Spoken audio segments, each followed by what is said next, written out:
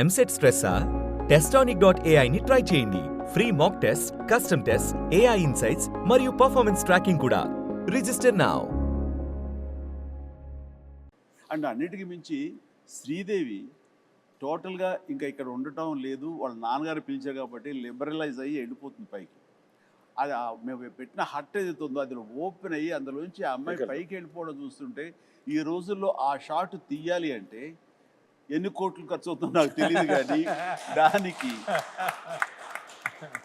దానికి ఆయన no time, morning start చేసి ఈవినింగ్ లోపలికి తీశారు. ఇప్పటికీ ఆ షాట్ అత్యద్భుతమైన షాట్.